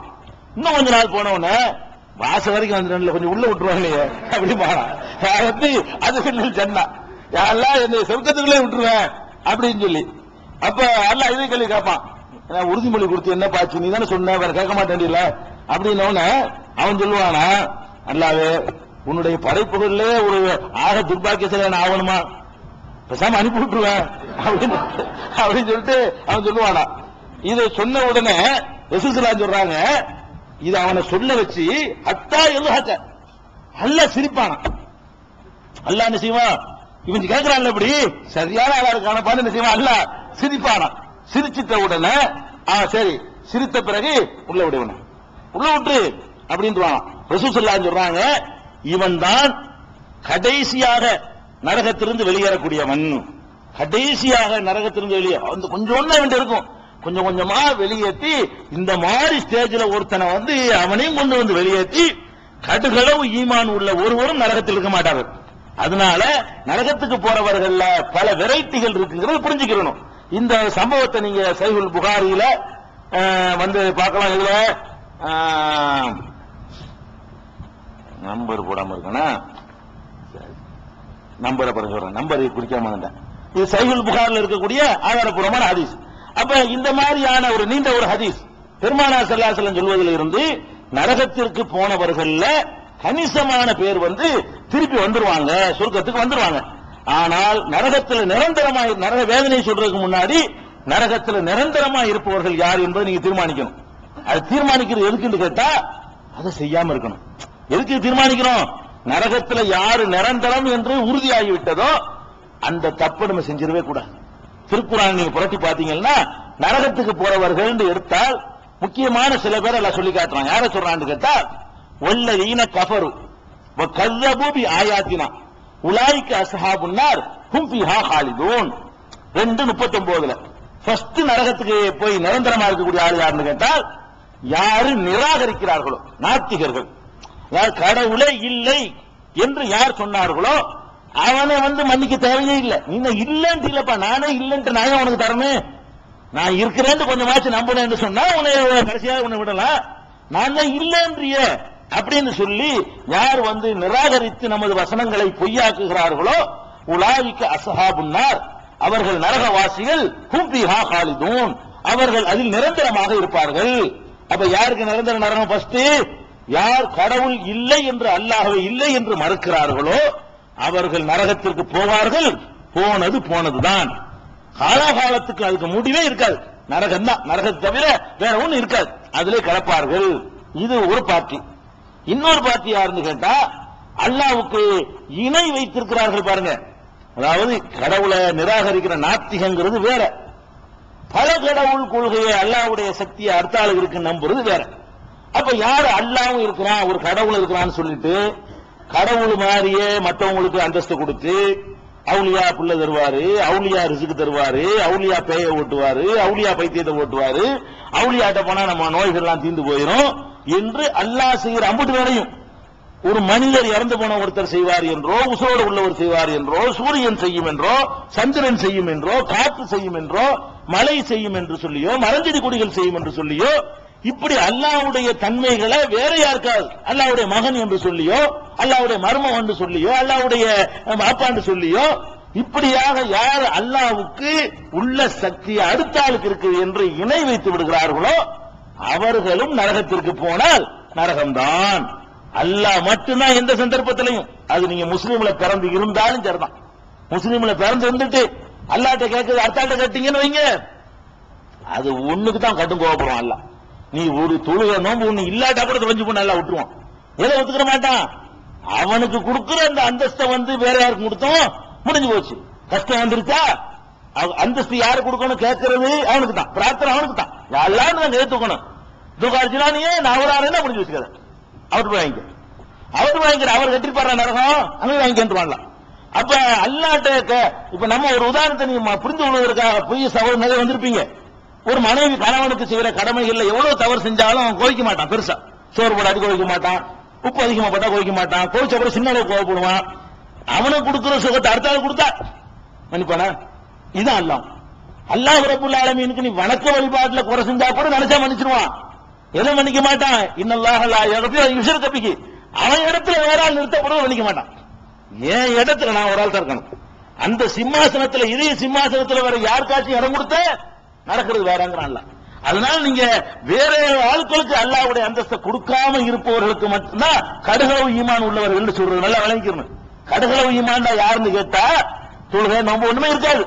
ஆனால் என்ன இருக்கு, அல்லாஹ்ட்ட கேட்கிற நான் ஏன்டா ஒரு மனுஷன் கேட்கணும், நான் எதுக்கு நாவராட்ட கேட்கணும், அவர் மனுஷன் தான் அவர்த்த என்ன கேட்கணும், நான் எதுக்கு மனிதனாண்டவர்கிட்ட கேட்கணும், அவர் மூத்த போயிட்டார்ல, அவர் அல்லாஹ்வால படைக்கப்பட்டவர் தானே, நான் எதுக்கு கல்லிட்ட கேட்கணும், நான் எதுக்கு மரத்திட்ட கேட்கணும் என்று ஒருவன் உறுதியா நிற்பானே ஆனால் அவன் தான் கடுகளவு கோதுமை அளவுங்கிறத வரக்கூடியவன். அதனால அல்லாஹ்வுக்கு இணை வைத்து விட்டார்களே ஆனால் ஃபக்கத் ஹர்ரமல்லாஹு அலைஹில் ஜன்னah, சொர்க்கத்தை அவனுக்கு அல்லாஹ் ஹராமாக்கி விட்டான். வமன் யுஷ்ரிக் பில்லாஹி, அல்லாஹ்வுக்கு யார் இணை வைக்கிறானோ சொர்க்கம் அவனுக்கு ஹராம். நாத்திகர்களுக்கு சொர்க்கம் ஹராம், நிரந்தர நரகம். அல்லாஹ்வுக்கு இணை வைத்தவர்களுக்கு நிரந்தர நரகம். மூணாவது நிரந்தர நரகம் யாருக்கு என்று கேட்டால் கொலை, அநியாயமாக ஒரு உயிரை கொலை செய்பவர்களுக்கு. ஒரு உயிரை போய் அற்பமான காரணங்களுக்காக வேண்டி ஒரு கவர்மெண்ட் கொலை செய்யலாம் தண்டனையின் பேர்ல, ஒரு கவர்மெண்ட் ஒரு குற்றவாளியை தண்டிக்கலாம், அதுக்கு அனுமதி இருக்கிறது. நம்மளை காத்துக் கொள்வதற்காக கொலை செய்யலாம், மார்க்கத்திலையும் செய்யலாம், உலகத்தில் எந்த நாட்டு சட்டப்படியும் செய்யலாம். போயிட்டு கொள்ள வரலாம், நம்ம கொள்ளாடி நம்மளை கொண்டுவான் இருக்குது, நம்முடைய தற்காப்புக்காக வேண்டி என்ன செய்யலாம். அதே மாதிரி நியாயமான யுத்தங்கள் நடக்கும்போது கொள்ளலாம். நியாயமான காரணங்களுக்காக நடக்கிற போர்க்களங்கள்ல அநியாயத்தின் பக்கம் படவிரட்டி வந்தார்களே ஆனால் அது நியாயம். இதே நியாயமான காரணம், மார்க்கத்தில் சொல்லக்கூடிய நியாயமான காரணம் என்பது என்னன்னு கேட்டா, அரசாங்கம் ஒரு குற்றத்திற்காக மரண தண்டனை கொடுக்கும் பொழுது அது நியாயமான காரணம். ஒருவன் தன்னை, தன்னுடைய சொத்தை, தன்னுடைய மனைவியை, தன்னுடைய குடும்பத்தை, தன்னுடைய மனைவியின் கற்பை ஒழுக்கத்தை காப்பாற்றுகிற போராட்டத்தில் அடுத்தால கொண்டு விட்டான்னு சொன்னா அது நியாயமான காரணம், அவனுக்கு நரகம் கிடையாது. அவனுக்கு அல்ல பாராட்டவசியம் ஷஹீத், அதுல கொல்லப்பட்டான்னா அவன் நரகத்துக்கு போக மாட்டான். அதே மாதிரி ஒரு நாடு ஒரு சமுதாயத்தை நோக்கி அநியாயமா அட்டாக் பண்ண வர்றாங்க, குனிஞ்சு பணிஞ்சு போக கூடாது, பேத்து கலங்கானு செத்தாலும் செய்துதான், கொன்றாலும் தப்பு இல்லதான். அந்த மாதிரியான காரணம் இல்லாமல் நீங்க கொலை செஞ்சீங்க, கொலை முடிஞ்சுக்காது, அவ்வளவுதான், நிரந்தர நரகம். அல்லாஹ் சொல்லி காட்டுறான், வமன் யக்துல் மூமினன் முத்தஅம்மிதன் ஃபஜஸாஉஹு ஜஹன்னமு காலிதன் ஃபீஹா, யார் ஒருவன் மூமினான ஒரு மனிதனை வேண்டுமென்றே கொலை செய்கிறானோ, வேண்டுமென்று ஒண்ணு போடுறான், எதுக்கு தவறா கொலை செஞ்சுட்டா அந்த தண்டனை வராது. நான் கல்லோட்டு எறிகிறேன் ஒரு நாயை நோக்கி, அப்ப பார்த்து ஒருத்தன் வந்தா மண்டையில போட்டுருச்சு, செத்து போயிட்டான், இது நான் அவனை கொல்லணும்னு கொல்லல, நான் எரிஞ்சு நாய்க்கு குறி வச்சேன், அவன் குறுக்க வந்து நான் என்ன பண்ணுவேன். அது மாதிரி ஒரு கொக்கு வேட்டையாடுறதுக்காக நான் ஒரு துப்பாக்கி எடுத்து சுட்டேன், அப்ப குறுக்க முடியாது, அவன் மண்டையை போட்டான், இது வேணும்னு செய்யல, வேணும்னு இல்ல, அதுதான் அல்ல வார்த்தையை கவனமா போட்டிருக்கிறா. முத்தாமிதன் வேண்டுமென்று யார் கொலை செய்கிறானோ ஃபஜஸாஹு ஜஹன்னம், அவனுடைய தண்டனை ஜஹன்னம் நரகமாகும். காலிதன் ஃபீஹா, அதில் நிரந்தரமாக இருப்பான். வர முடியாது. கொலை செஞ்சவனுக்கு இந்த கடைசியால வெளியேற்றுவான. அதனால இந்த கொலை விஷயத்துல ரொம்ப கவனமா இருக்கணும். உயிரை என்ன கோபமோ அது போல ஆத்திரமூட்ட நிகழ்ச்சி வந்தாலும் சரி, மார்க்கம் அனுமதிக்கிற நியாயமான காரணங்கள் இல்லாமல் யாரையும் கொல்வதற்கு நம்ம நினைச்சிடக்கூடாது. கொலை செஞ்சிட்டா நிரந்தர நரகம். இந்த கொலை செய்யறதுல தன்னை கொள்வதும் அடங்கும். அதனால கொலை செய்யறதுனா அடுத்த ஆளை கொள்றது மட்டும் அடங்காது. தற்கொலை செய்யறான அவனுக்கு அதான். ஏன்னு கேட்டா அவன் தன்னைத்தானே கொள்றான். நப்சு மூமினான நப்சு தானே, அது மூமினான நப்சு கொன்றானால் அவனுக்கும் நிரந்தர நரகம் தான். ஏன் அப்படி சொல்றோம்னு கேட்டா, பெருமானார் ஸல்லல்லாஹு அலைஹி வஸல்லம் அவர்கள் ஒரு தற்கொலை செய்தவருக்கு சஹாபிக்க தொழுகை நடத்த மாட்டேன்ட்டாங்க. ஏன் மன்னிக்க மாட்டான்னு கன்ஃபார்மா தெரியுது. எப்படி அவனுக்கு பாவ மன்னிப்பு தர்றது? தொழுகை ஜனாசா தொழுகை என்பது பாவ மன்னிப்பு தரக்கூடியது. எதை எல்லாம் மன்னிக்க மாட்டான்னு அவனுக்கு போய் மன்னிப்பு கேட்க முடியாத. முஸ்லிமுக்கு மன்னிப்பு கேட்க முடியுமா? காபிருக்கு பாவ மன்னிப்பு கேட்க முடியுமா? அவனுக்கு ஹிதாயத்து கொடுக்க கேட்கலாம், பாவ மன்னிப்பு கேட்க முடியாது. அந்த மாதிரியான ஒரு அடிப்படையில அதை ரசூல் ஸல்லல்லாஹு அலைஹி வஸல்லம் மறுத்துட்டாங்க. இன்னும் சொல்ல போனா சஹீஹுல் புகாரில எவன் ஒருவன் தன்னைத்தானே கொலை செய்து கொள்கிறானோ அவன் நரகத்துல ஹாலிதன் முஹல்லதன் ஃபீஹா அபதா, அல்லாஹ் வச்சு ஹாலிதுங்கறான். ரசூல் ஸல்லல்லாஹு அலைஹி வஸல்லம் இன்னொரு கடுமையான வார்த்தை யூஸ் பண்ணி சேர்த்து சொல்றாங்க. நிரந்தரமாக இருப்பான், ஹாலிதன் முஹல்லதன், அந்த நிரந்தரம் உறுதி செய்யப்பட்டதாக இருக்கும். அபதன் என்றென்றும் இருப்பான். யார் தன்னை கொலை செய்கிறானோ, தன்னை கொலை செய்து தற்கொலை செய்தவனும் சரி, அடுத்தவனை கொலை செய்தவனும் சரி, அநியாயமாக நியாயம் இல்லாமல் இவர்கள் எல்லாம் நரகத்திற்கு போனால் போனதுதான். வாழ்க்கையில எவ்வளவு நெருக்கடி வந்தாலும் சரி தற்கொலைங்கிற எண்ணம் வரக்கூடாது. முடிஞ்சே போச்சு. என்ன கஷ்டம் வந்தாலும் சரி, எவ்வளவுக்கு தான் சிரமத்துக்கு மேல சிரமம் வந்தாலும் சரி, அங்க பட்டினியில செத்தாலும் பரவாயில்ல, பட்டினி செத்துட்டு போயிருவோம். அதுக்காக வேண்டி என்ன செய்யக்கூடாது? தற்கொலை பண்ணிக்கிறோமே, இது போச்சு அது போச்சு, எது போனாலும் தற்கொலை பண்ண முடியாது. மனம் போயிட்டாலும் சரி தற்கொலை பண்றதுக்கு மார்க்கத்துல அனுமதி கிடையாது. எந்த ஆம்பளைக்கும் எந்த பொம்பளைக்கும் அனுமதி கிடையாது. மானம் போனாலும் சரி, கௌரவம் போனாலும் சரி, நஷ்டமானாலும் சரி, கவலைக்கு மேல கவலையா வந்தாலும் சரி, நோய் முட்டினாலும் சரி, தற்கொலைன்னு மட்டும் போனீங்க நிரந்தரமான நரகம். நரகத்துக்கு போனா அதுக்கு முஸ்லீமா இல்லாம இருந்துட்டு போயிடும். ஜாலி எல்லாத்தையும் அனுபவிச்சுட்டு அவங்க மாதிரி போய் நிரந்தரம் தானே, எல்லாத்தையும் போட்டு அனுபவிச்சுட்டு நரகத்துக்கு ஒரே நிரந்தர கொல்லிக்கட்டையா போயிடலாம். அம்புட்டு பயன் இல்லாம போயிடும். இது ரொம்ப கவனமா இருக்க வேண்டும். கேரளா பகுதியில முஸ்லீம்களுக்கு அறியாமையில தற்கொலையில பாதிக்கு பாதி நம்ம இருக்கான். மார்க்க வழங்கல, தற்கொலைங்கிற அவ்வளவு பெரிய பாவம் வழங்கல. முஸ்லீம் ஸ்டெடி அனுப்பான். எப்போதும் ஒரு கட்டத்திலையும் தன்னை அழித்துக் கொள்வதற்கு என்ன செய்ய மாட்டான், அவன் நினைத்து கூட பார்க்க மாட்டான். இது ஒரு நிரந்தரமான நரகம். அதே மாதிரி நிரந்தர நரகம் யாருக்குன்னு கேட்டா, முஸ்லீம்ல இருந்து கொண்டு வட்டி வாங்குறான் பாருங்க. பாருங்க, நீங்க என்னமோ பெரிய சாதாரணமா நினைச்சுக்கிட்டு இருக்கீங்க வட்டியை பத்தி. அல்லாஹ் சொல்லி காட்டுகிறான், முதல்ல ஒருத்தன் வட்டி வாங்குறான் அறியாமையினால. இப்போ நீ வட்டி வாங்குறவர்களா இருக்கலாம், இதனுடைய கடுமை தெரியாமல். அவங்களுக்கு நிரந்தர நரகம் இல்ல. வாங்கிட்டீங்களா, இன்னைக்கு தான் சட்டம் தெரியுதா, யாரெல்லாம் இன்னைக்கு திருந்துறேன் என்று சொல்லிவிட்டு உங்களுக்கு தர வேண்டிய ஆட்களுக்கெல்லாம் அசல் தந்தா போதும் அறிவிச்சுட்டு இருந்தீர்கள். ஆனால் வாங்கினவ கூட வச்சுக்க, உனக்கு நிரந்தர நரகம் இல்ல. அல்லாஹ் அப்படி சொல்லி காட்டுறான். அப்படி சொல்றான்னு கேட்டா, அல்லதீன யஅக்குலூன ரிபா லா யகூமுன இல்லா கமா யகூமுல்லதி யதகப்பத்துஹு ஷைத்தானு மினல் மஸ். யார் ஒருத்தன் வட்டியை சாப்பிடுகிறானோ அவன் மறுமை நாளையில பைத்தியம் பிடித்தவனை போலவே எழுவான். மறுமை நாள எழுப்பும் போதே கிறுக்கனாக எழுப்பப்படுறவன் யாருன்னா வட்டி வாங்கணும். எழுப்பும் போதே தெரியும். மறுமையில எழுப்பும் பொழுது மெண்டலா அல்லாஹ் எழுப்பி காட்டுவான். அவனை பார்த்தவனே இவன் கிறுக்கன், வட்டி வாங்கணும்னு தெரிஞ்சு போயிரு. கிறுக்கனா அல்லாஹ் எழுப்புறான் பாருங்க. மற்ற எல்லாரையும் வேற வேகமா அனுப்பிட்டு இவனை கிறுக்கனாக அல்லாஹ் எழுப்புவானா. எதுக்காக வேண்டிய அல்லாஹ் அப்படி எழுப்புகிறான்? ذَلِكَ بِأَنَّهُمْ قَالُوا إِنَّمَا الْبَيْعُ مِثْلُ الرِّبَا. வியாபாரம் வட்டி ஒண்ணுதான் என்று இவங்க சொன்னாங்க. அதனாலதான் வியாபாரம் பண்ணுவது வட்டி வாங்கினா என்ன, வியாபாரத்துக்கு வட்டிக்கு வித்தியாசம் இருக்கிறது, பெரிய வித்தியாசம் இருக்கிறது. ஆனால் இவன் என்ன செய்யறான், என்ன போய் வியாபாரம் 10 ரூபாய்க்கு வாங்கி 15 ரூபாய்க்கு விற்கிறியா, 10 ரூபாய் கொடுத்து 15 ரூபாய் வாங்குறான், ரெண்டு ஒண்ணு தானேம்மா. கேட்டா பெரிய லாஜிக் பேசணும் நினைச்சுக்கிட்டு 10 ரூபாய் வர 10 ரூபாய்க்கு இதை வாங்குறேன், 15 ரூபாய்க்கு கொடுக்குறேன், 5 ரூபாய் கிடைக்குதுல, 10 ரூபாய் கொடுத்துட்டு 15 ரூபாய் வாங்குறேன், ரெண்டு ஒண்ணு தானே, என்ன இருக்குது கொடுக்குறது தான் அப்படின்னு சொல்றான். ரெண்டு ஒண்ணு கிடையாது. ஏன் ரெண்டு ஒண்ணு கிடையாது? அதே வழங்கி ரெண்டு ஒண்ணே கிடையாது. எப்படி கிடையாது? ஒரு வியாபாரம் என்று சொல்வதில் அதோட முடிஞ்சு போயிடும் உறவு. விற்கிறவனுக்கு வாங்குறவனுக்கு உள்ள உறவு முடிஞ்சு போயிடும். இதை கொடுத்துட்டா இது அவனுடைய பொருள், இது என்னுடைய ரூபா, தொடர்பு அறந்து போச்சு. வட்டி எப்படியா, இன்னைக்கு 10 ரூபாய் கொடுத்ததுக்காக வேண்டி அடுத்த மாசம் பிப்ரவரியில 1 ரூபாய் வட்டி வாங்கிடுவோம், மார்ச்ல அதே ரூபாய்க்கு 1 ரூபாய்க்கு வட்டி வாங்குவோம், ஏப்ரல்ல அந்த கரிசி வித்துப்பட்டு போன மாசம் ஒரு கரிசி வாங்கினீங்கல்ல, இன்னும் 5 ரூபாய் தாங்கண்டா தருவானா.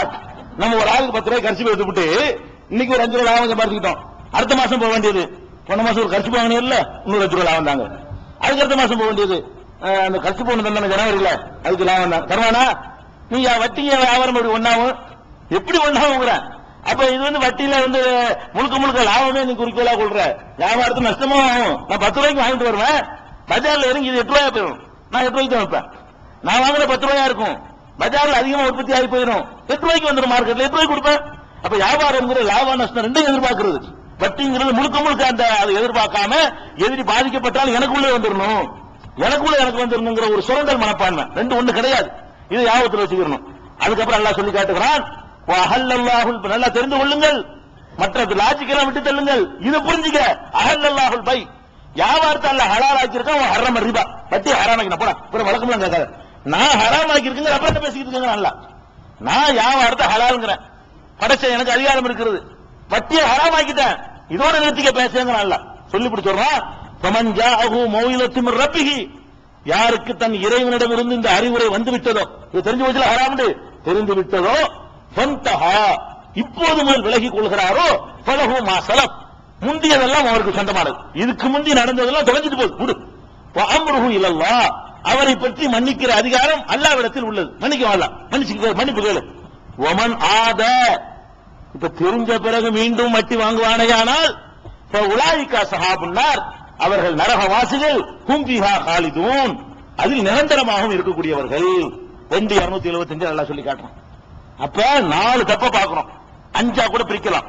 அதாவது நாத்திகம் நிரந்தர நரகம், அல்லாஹ்வுக்கு இணை வைத்தல் நிரந்தர நரகம், கொலை நிரந்தர நரகம், தற்கொலை நிரந்தர பிரிக்கலாம்.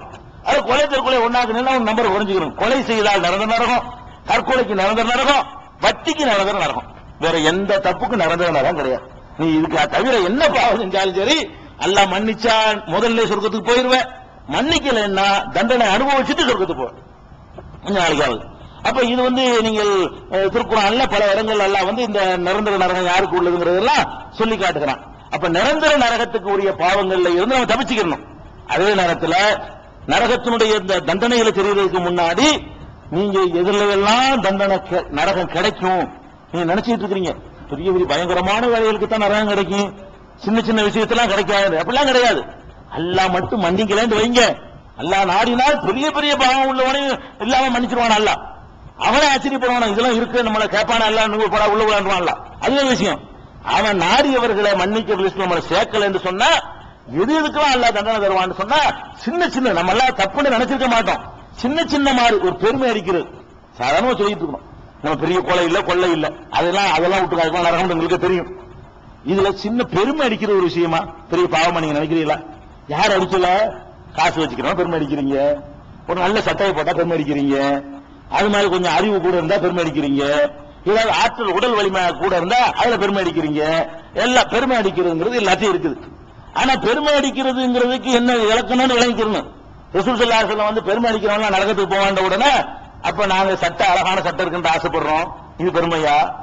செருப்பு நல்ல அழகான செருப்பா இருக்கணும்னு ஆசைப்படுறோம், இது பெருமையா அப்படின்னு கேட்கிறாங்க. பெருமை என்றால் என்ன தெரியுமா? பத்தருல் ஹக் வ கம்துன் நாஸ், அதாவது சத்தியத்தை ஏற்றுக்கொள்ள மறுப்பதும் மக்களை மட்டம் தட்டுவதும். நீ அணிஞ்சிட்டு போ, கிழிஞ்ச சட்டை போட்டுக்கிற மட்டமா நடந்தது வைக்கி, அதான் பெருமை. அப்ப இந்த பெருமை அடிக்காதவர்கள் நம்ம யாரு இருக்கிறோம்? பெருமானார் ஸல்லல்லாஹு அலைஹி வஸல்லம் சொல்றாங்க, அலா உகுபிருக்கும் பி அஹ்லில் ஜன்னah, மூமின்கள்ல உள்ள நரகவாசிகள் எல்லாம். காபிரா உள்ளவன் முஷ்ரிக்கா உள்ளவன் நரகத்துக்கு பெர்மனண்டா போயிடுவான். மூமினா ஈமான் இருந்து தொழுது நோன்பு வைத்துக் கொண்டு உங்களை மாதிரி என்னை மாதிரி இருக்கிறோமே நம்மளும் நரகத்துக்கு போறதுக்குரிய காரியங்கள் என்னென்ன இருக்குன்னு கேட்டா பெருமானார் ஸல்லல்லாஹு அலைஹி வஸல்லம் சொல்றாங்க, அலா உகுபிருக்கும் பி அஹ்லில் ஜன்னah, சொர்க்கவாசிகளை பற்றி நான் உங்களுக்கு கூறட்டுமா? குல்லு லைஃபின் முத்தலைஃபின், ரொம்ப பலவீனப்படுத்தப்பட்டு மிகவும் பலவீன நிலையில் இருக்கிறான அவனெல்லாம் சொர்க்கவாசியா இருப்பான், பணிவா இருக்கிறவன். அலா உகுபிருக்கும் பி அஹ்லின் நார், நரகவாசிகளை உங்களுக்கு சொல்லட்டுமா? குல்லு ஒத்துல்லின் ஜவாலின் முஸ்தக்பிரின், கர்வமும் அகந்தையும் மமதையும் கொண்டிருக்கிற ஒவ்வொருவனும் நரகவாசி என்று சொல்கிறார்கள். இமெல்லாம் இருக்கும், தொழுகையெல்லாம் இருக்கும், நோம்பலா இருக்கும், ஜக்காத்துலாம் இருக்கும். இது இருந்தா இதுக்கு உள்ள மிதியை வாங்கிட்டு தான் வரையாது. தொழுகை நோம்பலா இருந்தா கூட இதுக்கு எவ்வளவுக்கு அல்லாஹ் பனிஷ்மெண்ட் வச்சிருக்கிறானோ அது 2 நிமிஷம் இருந்தாலும் நமக்கு தாங்க இயலாது. அது ஒரு விஷயம். நரகத்துல வந்துகிட்டு ஏதோ ஒரு நாள் தானே, ஒரு மாசம் நினைச்சிடாதீங்க, அரை செகண்ட் தந்தா கூட அந்த தண்டனை நமக்கு கடுமையா இருக்கும், அது தாங்க இயலாது. அங்க போய் அவ்வளவு பின்னாடி வரும் தண்டனை கொடுறோம்.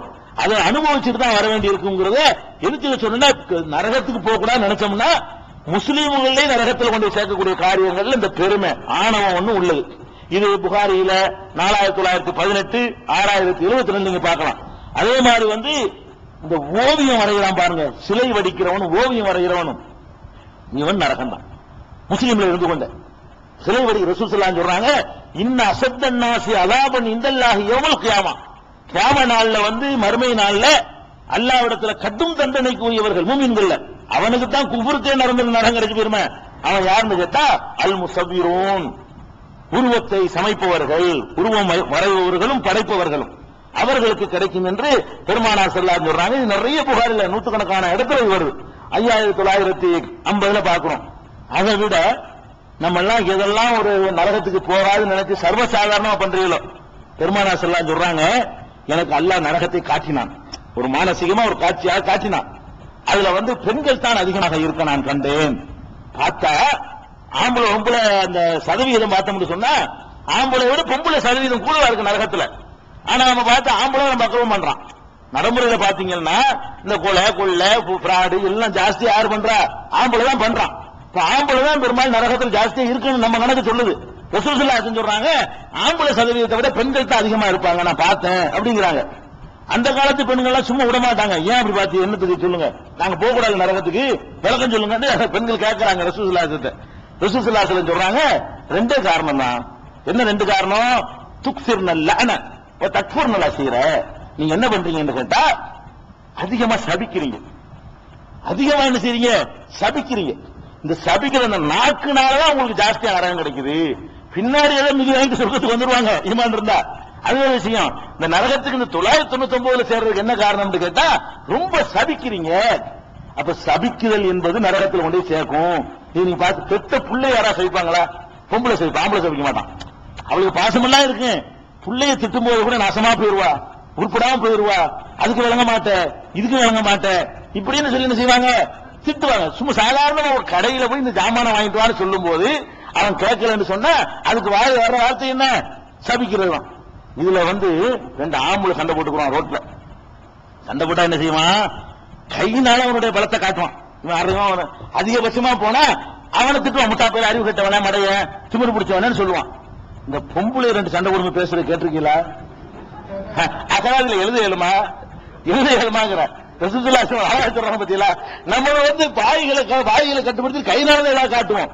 பெண்களை பொறுத்த வரைக்கும் இந்த சபிக்கிறது அந்த மாதிரி வாசகங்களை யூஸ் பண்ணாங்கன்னு வைங்க, கேட்க சைக்கிள் நம்ம வெக்கப்பட்டு காதை பத்திட்டு போகணும். அந்த அளவுக்கு அந்த சபிக்கிறத அதிகமா செய்றீங்க. பிள்ளையை சபிக்கிறீங்க, புருஷனை சபிக்கிறீங்க, எல்லாத்தையும் சபிக்கிறீங்க. இந்த சாபம் கொடுக்கிற வேலையை அல்லாஹ்வுடைய அதிகாரம். அது ஒரு ஆளை நாசமா போன்னு சொல்லி நீ யாரு? இதுக்கு அல்லாஹ் கோபப்படுறான் நரகத்துக்கு. நம்ம பெரிய பெரிய தப்பெல்லாம் விட்டு இதே சொல்றாங்கன்னு கேட்டா நீ நாசமா போ, நீ விருப்படா போ, நீ யாருப்பா? நீ நல்லா அப்ப சபிக்கிற சாபம் கொடுக்கிற நீ வரம் கொடுக்குறியா? நீ அல்லாஹ் செய்யற வேலை நீ செஞ்சுக்கிற. பிரார்த்தனை செய்யறது அல்லாட்ட வேற. அல்லாஹ் ஒரு எதிரி அழிப்பாயாங்கன்னு பிரார்த்தனை செய்யறோம். நம்ம அப்ப வரம் கொடுக்கறது. நம்ம என்ன செய்யறது? நீ உருப்பட மாட்டேன், நாசமா போயிருவேன், தொலைஞ்சு போயிருவேன். நீ யாரு? அல்லாவாடா? நீ என்னோட தொலைஞ்சு போங்கிறது? நீ முட்டா பையன்னு சொல்லு, அது ஒரு சாபம் இல்ல. அதுல அறிவு கட்டவனு சொல்லிட்டு போ, அதுல ஒரு சாபம் இல்ல.